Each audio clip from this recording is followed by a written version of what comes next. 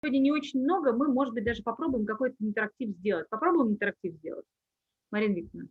Конечно, конечно, это интересно. Да, мы попробуем сделать легкий интерактив. В течение, значит, нашей коммуникации я буду вам задавать вопросы, наводить вас на мысль, поэтому следите за нашей дискуссией, должно быть не скучно. Поэтому начинаем.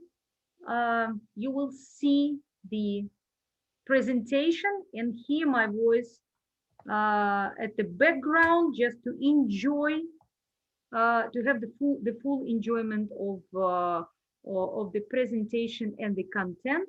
And I'll be back in the end to you. You will see me back and try to be active, not passive, and behaving in an assertive way. Okay, so let's get started. So why do we love brands? Uh, we love brands because we live in them and we feel attached and loyal to them. We put them on a pedestal and worship them sometimes.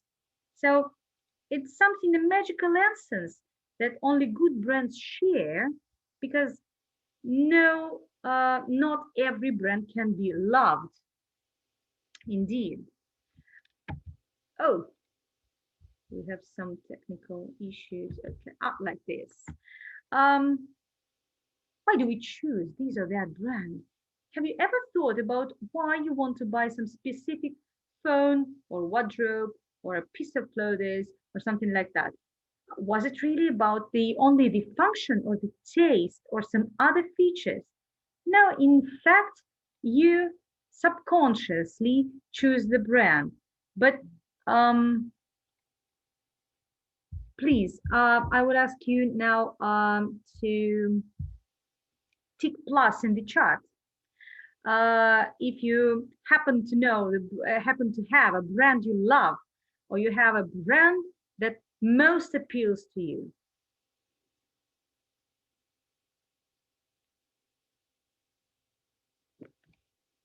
Yeah, Eileen, I see. And I know the brand, but we have no names today, but still. Okay, tick plus if you have your favorite brand, the one that gives you most positive emotions. Right, you all have that. Right. Thank you, guys.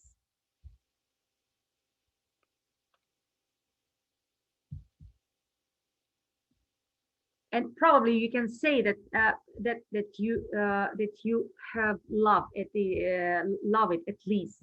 So call it love. In the world of professional marketing, there is a term called love brand. What is a love brand? It is a brand that most customers are loyal to. Probably someone of you has already known, someone not, but there is a notion like NPS, Net Promotion Score. It is about how often, how regularly, and how determined are you to recommend the brand to other customers. That is a net promotion score. The higher is the net promotion score, the more brand is valuable, yes, and powerful. And there are lots of brands that we love. But what is underneath that love? Probably you know that big companies spend millions of dollars studying their customers, and they conduct surveys and experiments and study us, you and me, step by step, our behavior and preferences and our lifestyle and our household. So everything is based on big data, but nevertheless, Nobel Prize winning research in neuroscience and behavioral economics proved that all humans are irrational and emotional creatures. But probably that sounds obvious, but no one really admits it because we think, you and I really think that you are in control of your decisions and choice. But if you happen to recollect Miranda Priestley from The Devil Wears Prada, she says that the choice has been already made for you. And the thing is that our assertion is wrong. And in the list of top of the most top 100 most loved companies, a recent study, not really recent, but let's say recent, measured customer attachment to brands based on basic 8 emotions and their understanding, approachability, relevance, admiration, curiosity, identification, empowerment, and pride. Can you imagine, girls especially, how proud were you to grab the or to hold, I don't know, the handbag you've been dreaming about, or something like this? And if you agree with me that your favorite brand can give you um, uh, any of these emotions, let's consider them again and repeat: understanding, approachability, relevance, admiration, curiosity, identification, empowerment, maybe, and pride. So tick plus in the chat if you agree that your favorite brand gives you such emotions.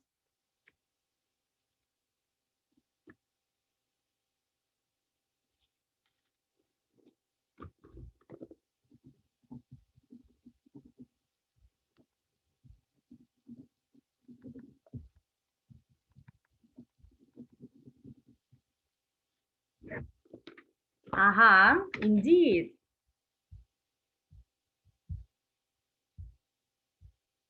Call it love or whatever you call it. But can you guess, amongst these love brands, which brands recently has been found as the most loved and the most admired? Can you guess?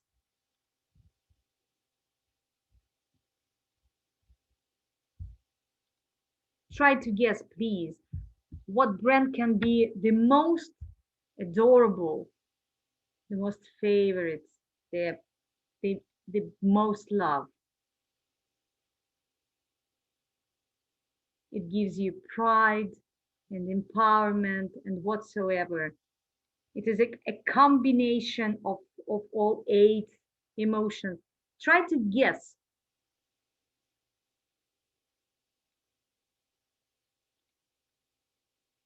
Come on, be active. Just give me your ideas.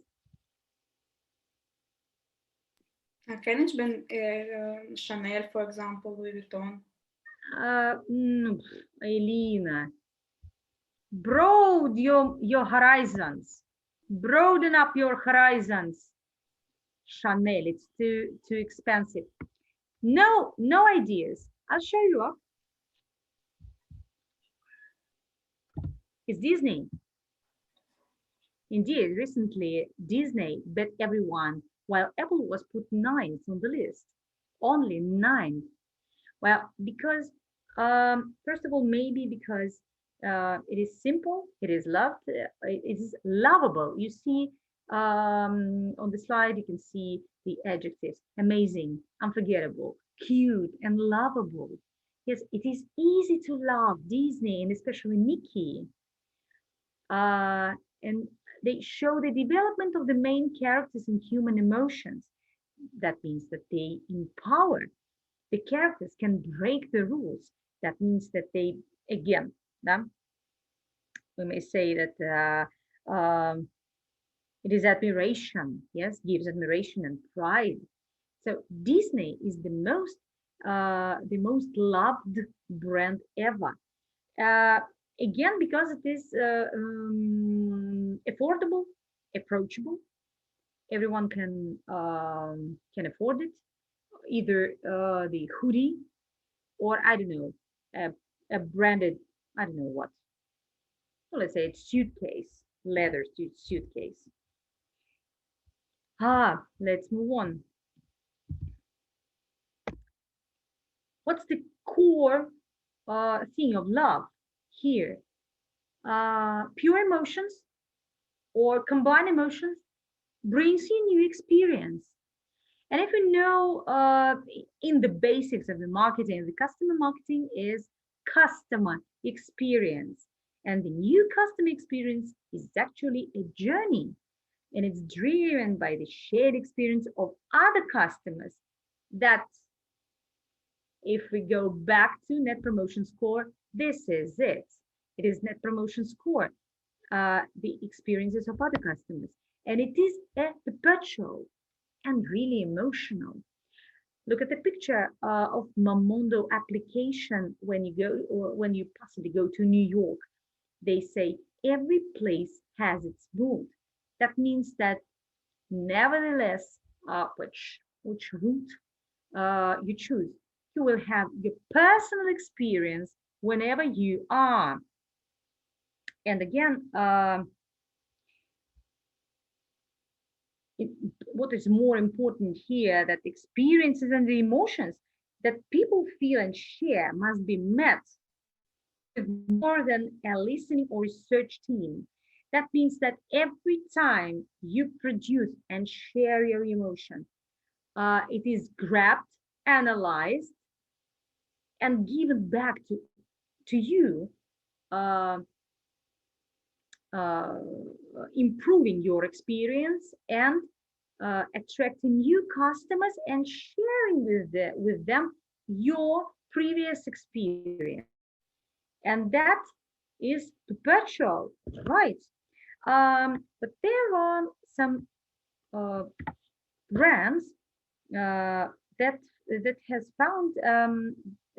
have found their emotional right space. Emotional right space. No, let's say it is really a subconscious thing, but still, let's take a look at two brands, the most vivid ones. Um, I won't I won't ask you to guess. I'll show them. So it is Apple and Coca-Cola. Now, what about Apple? It is the most valuable and impactful company in the last centuries. And they not only understand emotions, they use emotions to guide their strategy and marketing. And they definitely have identified their emotional right space, and they identify the core emotions that every customer is to feel across every single touch point with the brand. And they are delight, surprise, connection, and love. Speaking about love, so everything is connected, right? But speaking about love, they've altered their logo. That's why it can be more attractive and stylish. So it has become more stylish, and now it is more loved. Probably you have your iPhones or something like this. Can you just tick plus in the chat, please? If you, oh right, Apple, yes, no, that was about Disney, but Apple was place 9, Alina, but that's okay. All in all, if you have Apple, can you say to tick plus if it conjures up such emotions like delight, surprise when you're waiting for some new series, connection because you're one of that layer of society who possess iPhone, and love because it is so nice, so good. Tick plus if you agree that these are the core emotions, that these emotions are forming the emotional right space of Apple.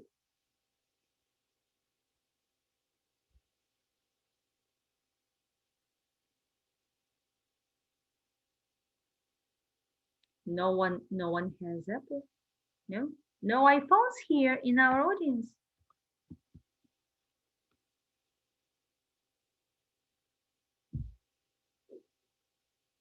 Only Lena probably has iPhone.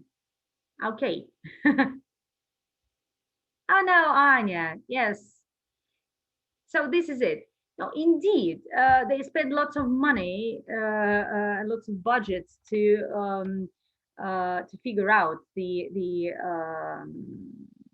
four emotions. But Coca-Cola has been brilliant, even more brilliant, and they found their own emotional right space with only one emotion, and it was happiness. And even though they stretched a bit, the understanding or the idea of the brand, they they moved from open happiness to taste the feeling. They never lost uh, the feeling of happiness they give to other people. Look up here. Can you see that they so the idea of happiness, Coca-Cola happiness, and you see happy people smiling, drinking Coca-Cola, uh, they're even laughing and everything is okay. But now look at another advertising. Tastes more, look Coke, looks more like Coke. It's all about zero sugar. It's all about taste, but still, nevertheless, it is sugar free. You feel happiness because it is the same Coke. But what's interesting? You know what is blind testing? Probably you know, and probably you've seen that commercials on TV by a famous soft drink brand, um, which has really defined, and it's true that Coca-Cola is not the best soft drink. And some other drink, guess what? Guess which one is really tastier than Coca-Cola? Can you guess which?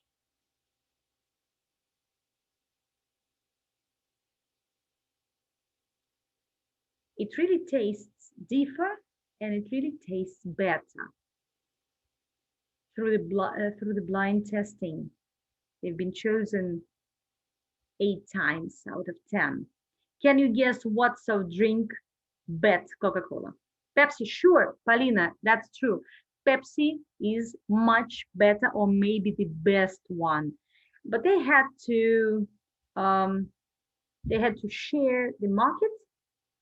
And so Coca-Cola is now all about happiness and Pepsi is now all about sport. Let's move on. So frankly speaking, brand loyalty, as now we see, yeah, it's not about fulfilling the necessities. Yes, good brands make the balance between the real and imagined, and sometimes they fulfill the dreams that we have about yourself. That's not only about Coca-Cola, because when you no, sometimes it is because when you drink Coca-Cola, you try not to think about the amount of sugar you take inside. But what's more interesting, that psychological surveys show that uh, from the moment of birth, we learn to know who we are. Yes, and usually we how do we do that? We are reflecting what we see. So we're reflecting in our mind the our family, I don't know what the behavior of our relatives and the traditions and whatsoever religion even. And frankly speaking, we cannot look directly in our eyes or taste our tongue, and we are all built up by reflecting. And what do good brands do? So they try to give us an exterior way of our probable interior crisis. That means good brands fulfill the dreams I and you have about myself and create harmony between the me I am and between the me I desire to be. A good brand um, is the world in a nutshell, and it makes us believe that you are not in that world, that you are this world yourself, and you are the one with the brand you love. So we're speaking about the brands you love. Yes, not everything that is around you. So, and brand loyalty is an act of self-love. You mean if you love yourself, you can afford this or that thing. Yes, if you respect yourself, you will choose the brand shoes respect. Yes, probably you know the research trademark, and it gives the direction and guides. So a good brand guides a person instead of telling what to do. And this is a very interesting thing because um, slippery sometimes. But when a person loves the brand, it is a matter of trust. The person starts trusting a brand, that the brand and the whole group of marketers and all the managers standing behind know well or know better where to go and what to do to bring up this harmony between the person, I mean, the me I am and the me I desire to be. And here we come to lifestyle brands. This is it. Basic on this theory, there are some brands that have become lifestyle. I've chosen Nike, and Red Bull. Starting with Nike, you know the slogan, just do it. And probably you know that in 2017, Nike owned over 46% of the market between their primary brand Nike and the Jordan label. So they made up a collaboration with Michael Jordan, and they made up special sneakers for basketball, and that gave them a fresh idea. And nowadays, with the slogan "Just Do It," Nike helps average person to feel more like the elite athlete. Any athlete, not only Michael Jordan, but any athlete, starting with him. And a big part of the ethos is that any person who just do it, yes, just put on Nike, anything, not only shoes, but sportswear, they feel more like an athlete simply by supporting the brand, yes? And it's absolutely equal to whether you're winning a World Series or just doing some morning jog. But just do it. It gives the simplicity to be the same, like well-regarded athlete.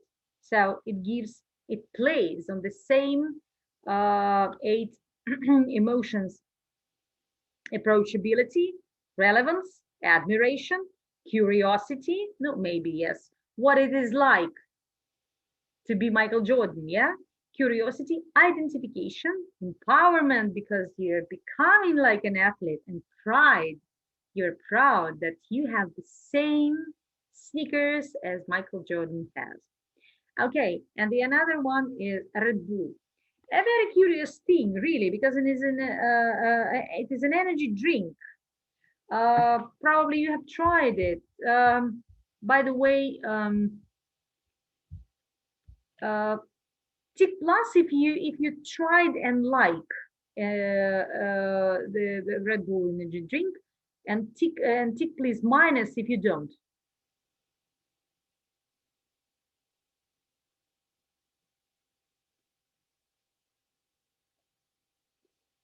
I've not tried. Mhm. But nevertheless, I see, I see. But nevertheless, you know the slogan of Red Bull. Red Bull give you wings. A very interesting thing because they wanted to stand out, and they just made they have Red Bulls, something struggling, yes, something not really creative, but they've decided to make the idea of the brand like giving you wings. That means that drinking that energy drink will give you so much energy that you can really fly if you wish. But they've gone further. If you happen to see probably, they've gone further. They start supporting different kinds of sports, like Red Bull Racing at Formula One's World. They have their team Red Bull. Why? Because Formula One runs at such high speeds that it almost flies. Yes, but they've gone further. They have their own Red Bull Air Race, motocrosses, rally cars, and even the Red Bull Flugtag, the home-built innovative flying machines. A contest of these home-built innovative flying machines, effective and absurd at the same time. So they support the idea of flying and attract new audience to the brand. You see? And even if you don't like energy drinks, and even if you even if you don't like the taste of Red Bull, you've tried sometime. You tried once. That doesn't mean that you don't know that Red Bull gives you wings, especially if you see.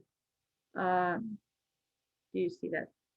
Especially when you see the how it is scripted wings, yes, Red Bull окрыляет. So it's very easy to it springs into your mind when you see the Red Bull. So Red Bull gives you wings. Okay, so what's the trick of that? Why do we love brands? What do they do that marketers? What do they do to make us love these brands? You know, everything is simple. Just a piece of cake, really, indeed. So to make people love your brand, you need a simple story, sensuality, and intimacy. And simple story means that the brand tells a story about itself. You recognize yourself in it. It makes you dream, or some, I don't know what, it conjures up some feelings, yes, emotions, nostalgia, and romance. And it lets you be someone you want to be, maybe young, maybe successful, maybe fit, smart, and funny, I don't know what, beautiful, whatsoever. Sensuality.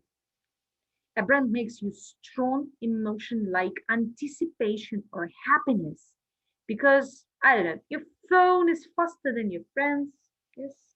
A brand has some particular color like Tiffany.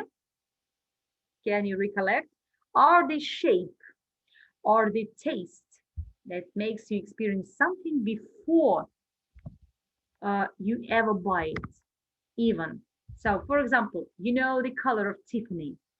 You've never worn Tiffany, but you know the color, and probably you would like to have an armchair in this color, or curtains, or something else. But it was Tiffany in the core. Intimacy. Intimacy means that a customer builds a personal relationship with a brand, or a brand builds personal relationship with you, or either, even they make, no, sorry, I mean the brand makes you think that there is intimacy in between and makes you feel that the thing was made especially for you. Did you get it? Now I'll provide you with the examples. Ba-bam. Let's look at that. Let's go backwards from intimacy to a simple story because elite soft is not that obvious. Okay, intimacy. You know, Starbucks. Starbucks put your name on your paper cup, and you always know that this coffee is made for you. Combined with these sophisticated coffees they make, it is really it seems like a very intimate. Furthermore, you can put your not a real name, but some you can say that you're, for example, Brad Pitt, and you will hear in 2 minutes um, ginger ale for Brad Pitt, and you're going yeah, you're coming up to the counter and taking your coffee with the name of the paper cup. Sensuality. Um, we've been discussing it with some of you about Lush shops. Yes, Lush has a special Lush smell. They even they even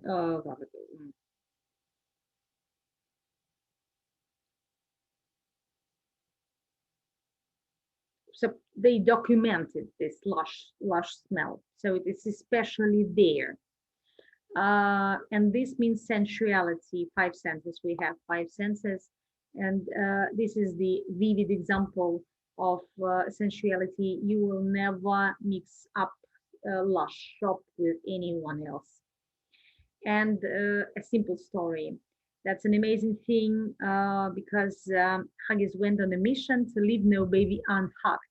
So there was a situation when Huggies need to struggle Pampers.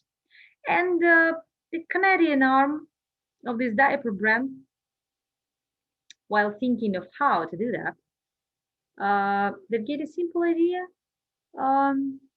Huggies, the part of the word is hug. That means that in the core is hugging or hugs, like something soft, like something very pleasant, very close to heart, very intimate, very human.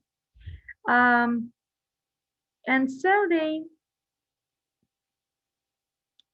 arranged the activity of stabilizing babies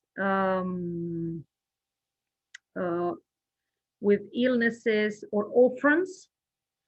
And the mission was to leave no baby unhugged. You see, what was the result?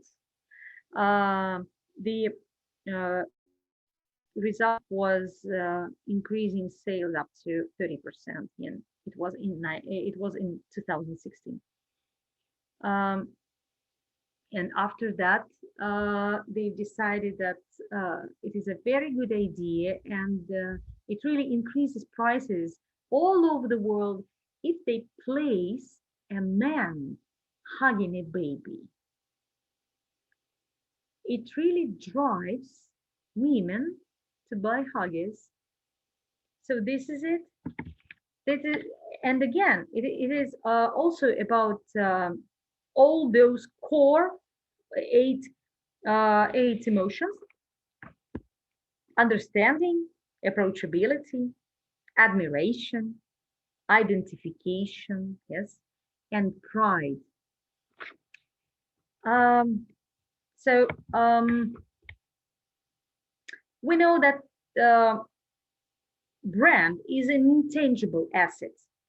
It is really more about reputation. That's why lots of money are involved here in developing the brands and maintaining the brand idea and image and whatsoever. Um, so, and there are different ways to estimate the brand value, and lots of them are controversial. But still, um, the brand is estimated, well, in money matters, based on the sum of all costs incurred to build the brand since its creation. So overall costs, can you imagine? Yes, and this can include advertising costs, cost of assets purchased, like I don't know what, machinery and whatsoever, employees' salaries and blah blah blah, and also up to almost up to 15 or 20% can be added due to net promotion score. So the more money is involved, the more valuable is the brand. Now let's take a look on the brands which will be top 10 world's most valuable brands in 2021, regardless to the pandemic. Yeah. So the top 5 are Apple, Google, Coca-Cola, McDonald's, and Disney. And most valuable brands you can see here, it's Google, Coca-Cola, Microsoft, Facebook. Of course, because we're using these digital things and online purchasing. Yes, Amazon, Samsung, McDonald's, Toyota, and tralala. So it was really really obvious. So in other words, so can you buy love? In general, probably not. But if you speak from the professional marketing perspective, well, you can. And the thing is that probably the devil wears Prada. That's why brands they keep spending millions on building their customer experience and improving it, and make them spend more back on brands. They form this so-called purchase spiral. And we've been talking about that. So they are building that purchase spiral to make you spend more back on brands. So, and that's the way the world go round. And it is also perpetual and really emotional, because only when you love the brand and you trust the brand and the brand keeps basing its business on the eight core emotions, you keep on buying it and you keep on recommending it. So this is all from me now, and probably you would like to know what is next. What are we going to talk about next time? If yes, tick plus, and I will tell you. I will announce the subject of our next meeting. I hope you like it and enjoyed it. Okay. So next time we're going to speak about why people do not like brands. And the current trend that has been noticed, that people start refusing the brands, and they started choosing mass market and recycled goods. And this will be the subject of our next meeting. And let me switch on the cam and greet you again. I hope you enjoyed our today's meeting, and we'll announce our next meeting. Marina, can you join us? Can you join us back? Окей.